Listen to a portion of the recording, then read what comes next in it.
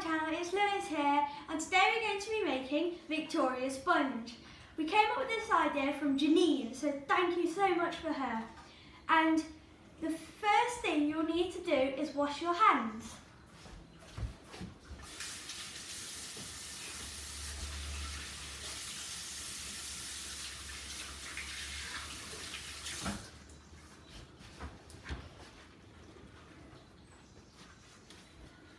Once you've washed your hands, you'll want to turn your oven on.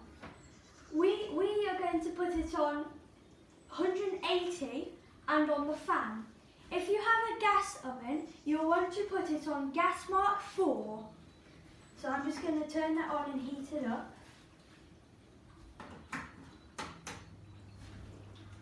Once that is on, you'll need to get your baking, you'll need, the ingredients are, you'll need eggs, sugar, flour and butter. The way you find out how much of everything you'll need is you get your eggs, you'll want to measure out the eggs, as many as you want. In our case, we have 177 grams of eggs, as you can see there.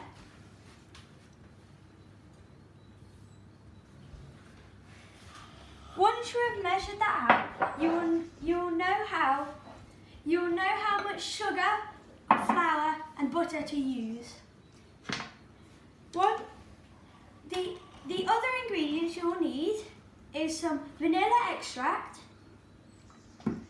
baking powder, and that's it.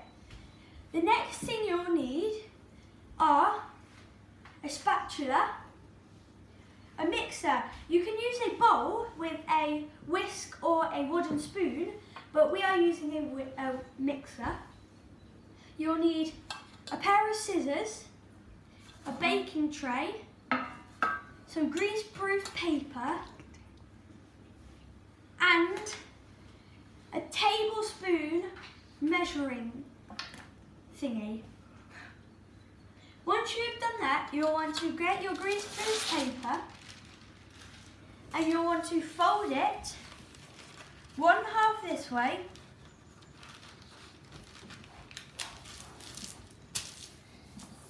and then you'll want to fold it again this way and then you'll want to fold it again this way and then you'll want to fold it again this way. Once you've done that, you want to get the very tip of it and get your cake tray. You want to line the point of the greaseproof paper on the centre of the tray. It doesn't have to be exact, just roughly.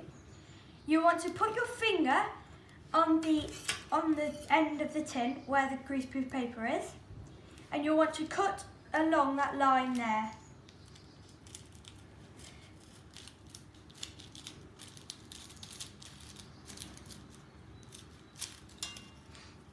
Once you've done that, you'll want to open up the greaseproof paper and you should have a circle. If you don't have a circle, you've gone wrong somewhere, but we have. It should look a bit like this one. I'll tell you what else you will need. So, once you've done that, you'll want to get your butter tray, you want to get your trusty finger, roll your sleeve up just in case you don't get butter on it. Put your finger in the butter. Try not to get too much, else it will be too much butter in the tin. You want to grab your tin and just rub your finger along. You might want some more butter to do it, but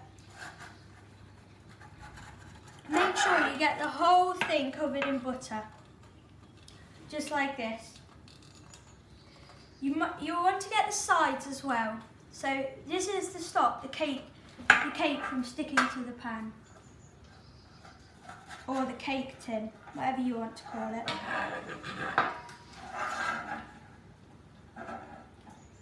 make sure you get it all around. Once you've done that, you'll want to grab your greaseproof paper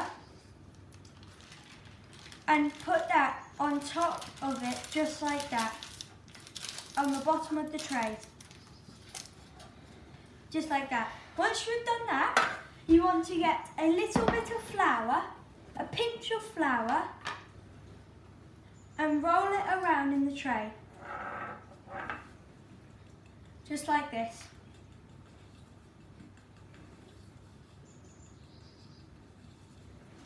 You might want to do it over the flour pot in case you get any flour everywhere, because you don't want that to happen. Just like this.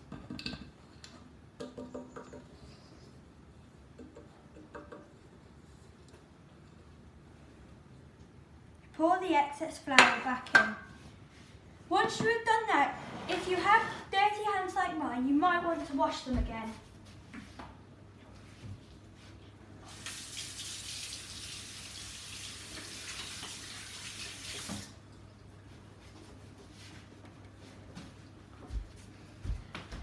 Once you have washed your hands, you will move this away so you have a bit more space to mix everything up.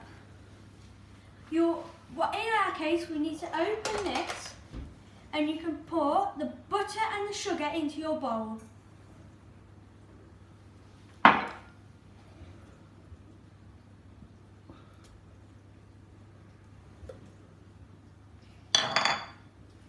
You'll close the lid, and then you'll want to mix it. While your sugar and butter are mixing, you'll want to crack the eggs into a bowl. Just like that. You'll grab a fork and start mixing the eggs together. Once you have mixed the eggs in, you'll want to get your spatula and check that all the butter and sugar are mixed in very well. In our case, they are. Once they've mixed in, you can keep mixing, but carefully add one egg at a time into the mixture.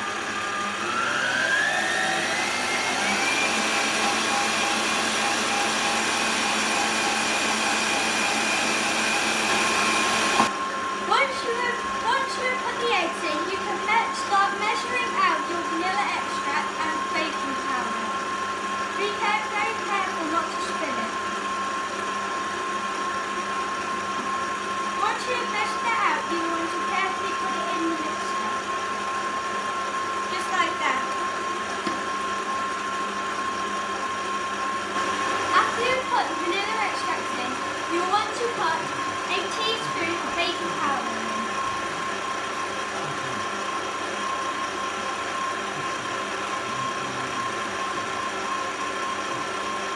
Put that into the mixture.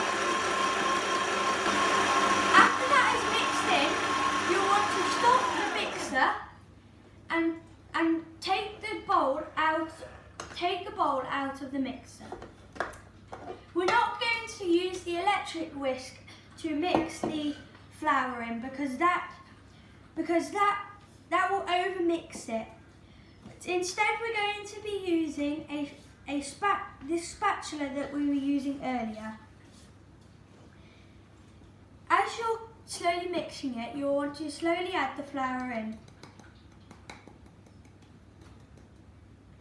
Keep mixing as you add it in.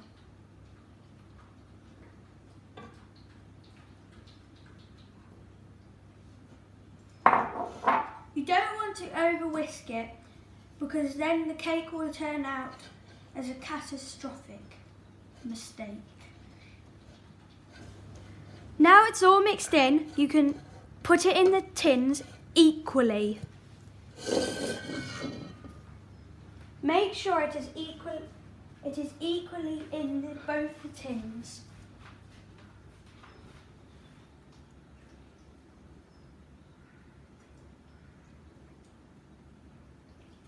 You might want to add some of it in the first one and then some of it in the other one so you don't add too much in one.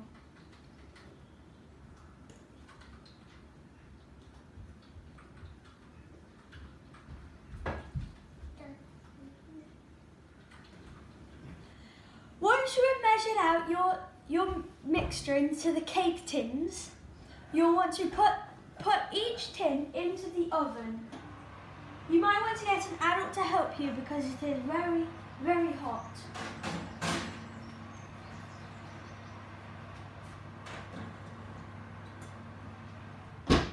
Once they're in there, you'll leave them in there for 25 minutes and then you can take them out when they're done.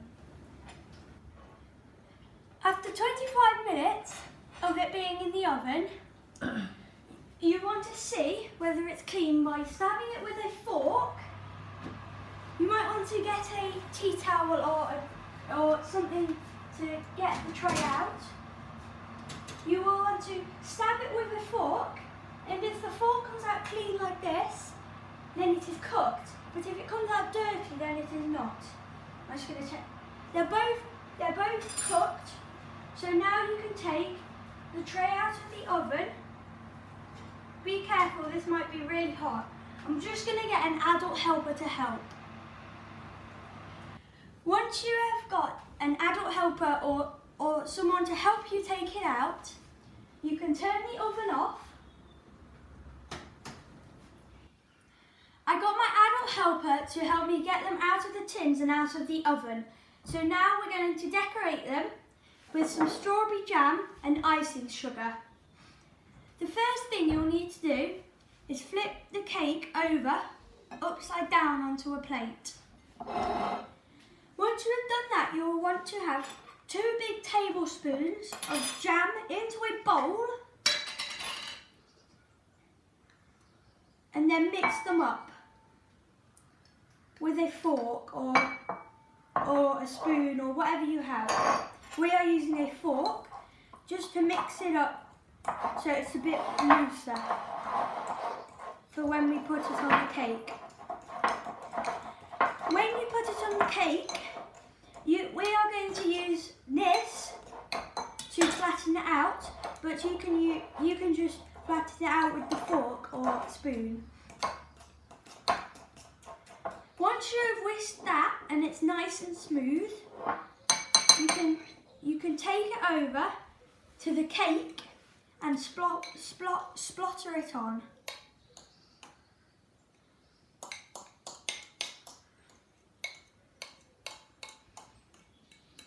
Smells really nice. Once you've got it all on, you can use your spatula or spoon or whatever you have to get it all around the cake.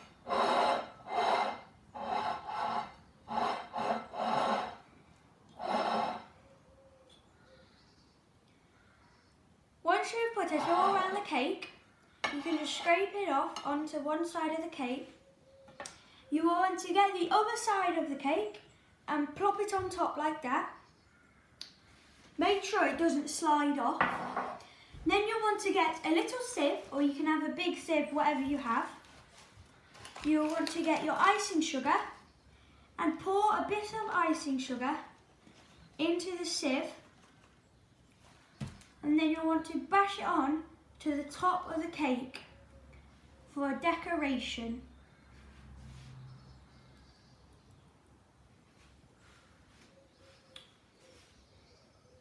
You can have as much as you want on it. You can have piles of it, you can have a whole pot. We're just using a little bit. Just like that. And then if you do have excess, you can either keep hitting it on or put it back in the box. Now it is time to eat.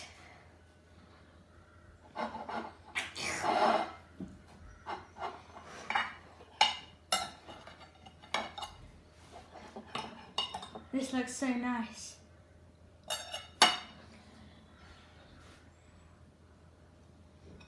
Mmm. Mmm. Mmm.